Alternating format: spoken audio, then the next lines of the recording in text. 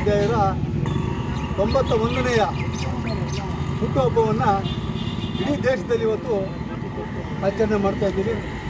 ಅದೇ ರೀತಿ ನಮ್ಮ ಈ ಬಂಗಾರಪೇಟೆ ವಿಧಾನಸಭಾ ಕ್ಷೇತ್ರದಲ್ಲಿ, ಬಂಗಾರಪೇಟೆ ನಗರದಲ್ಲಿ ನಮ್ಮ ಕಪಾಲಿ ಶಂಕರ್ ಅವರ ನೇತೃತ್ವ, ಭಾರತೀಯ ಜನತಾ ಪಕ್ಷ ಜಿಲ್ಲಾ ನೇತೃತ್ವ, ಎಲ್ಲ ಕಂಪ್ಲೀಟ್ ನಮ್ಮ ಕಾರ್ಯಕರ್ತರ ನೇತೃತ್ವದಲ್ಲಿ ಈ ಒಂದು ಪಂಡಿತ್ ದೀನ್ ದಯಾಳ್ ಉಪಾಧ್ಯಾಯರ ಜನ್ಮ ದಿನವನ್ನು ನಾವಿಲ್ಲಿ ಆಚರಣೆ ಮಾಡ್ತಾಯಿದ್ದೀವಿ. ಬಂಧುಗಳೇ,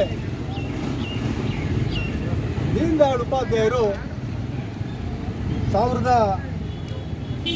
1916ರಲ್ಲಿ ಸೆಪ್ಟೆಂಬರ್ 25ರಂದು ಜನ್ಮ ಆಗ್ತದೆ. ಅವರಾದ ಮೇಲೆ ಅವರು ನಮ್ಮ ಈ ಒಂದೇ ಮಾತರಂ ಏನು ನಮ್ಮ ಈ ನುಡಿ ಇದೆ, ಇದಕ್ಕೆ ಪ್ರೇರಣೆಯಾಗಿ ಅಡ್ಗೆಯವರವರ 25ರ ಏನು ನಮ್ಮ ಆದೇಶ ಅಡ್ಗೆಯವರವರ ನೇತೃತ್ವದಲ್ಲಿ, ಅವರ ಸಂಕಲ್ಪದಲ್ಲಿ ಒಂದೇ ಮಾತರಂ ಅನ್ನುವ ಘೋಷಣೆ ಅಡಿಯಲ್ಲಿ ನಮ್ಮ ದೀನ್ ದಯಾಳ್ ಉಪಾಧ್ಯಾಯರು ಬರ್ತಾರೆ. ಅವರು ವಿದ್ಯಾಭ್ಯಾಸ ಓದ್ಕೊಂಡು ಹೋಗುವಾಗ ಅವರ ತಂದೆ ಅವರು ಉತ್ತರ ಪ್ರದೇಶದ ಮಥುರಾ ಜಿಲ್ಲೆಯಲ್ಲಿ ಜನ್ಮ ಮಾಡಿ ನಾಗಲಾ ಬಾನ್ಚಂದ್ ಅನ್ನೋ ಗ್ರಾಮದಲ್ಲಿ ಇವರು ಜನನ ಆಗ್ತಾರೆ. ಇವರ ತಂದೆಯವರು ಏನು ಭಾಗವತಿ ಪ್ರಸಾದ್ ಅಂತೇಳಿ ಇವ್ರ ತಂದೆ ಒಬ್ಬ ಜ್ಯೋತಿಷ್ಯರಾಗಿರ್ತಾರೆ. ಅವರ ತಾಯಿ ಬಂದು ರಾಮ್ ಪ್ಯಾರಿ ಅಂತ ಹೇಳ್ಬಿಟ್ಟು ಇರ್ತಾರೆ.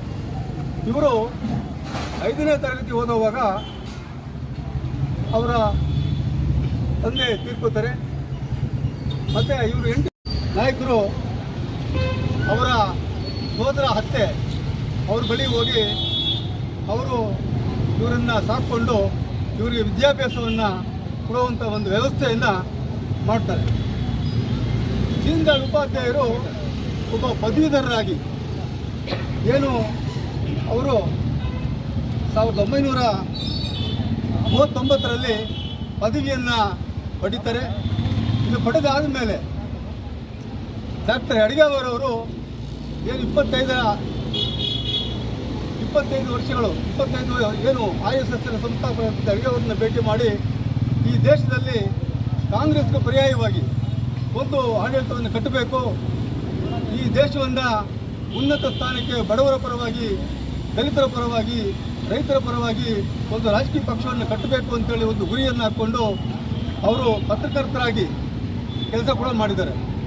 ಆ ನಿಟ್ಟಿನಲ್ಲಿ ಅವರು ಏನು ಮಾಡ್ತಾರೆ ಅಂತಂದರೆ, ಅವರ ಪದವಿಯನ್ನು ಪಡೆದ ನಂತರ ಈ ಒಂದು 1945ರಲ್ಲಿ 42ರಿಂದ ಪೂರ್ಣ ಪ್ರಚಾರಕರಾಗಿ ಕಾರ್ಯವನ್ನು ಪ್ರಾರಂಭ ಮಾಡ್ತಾರೆ.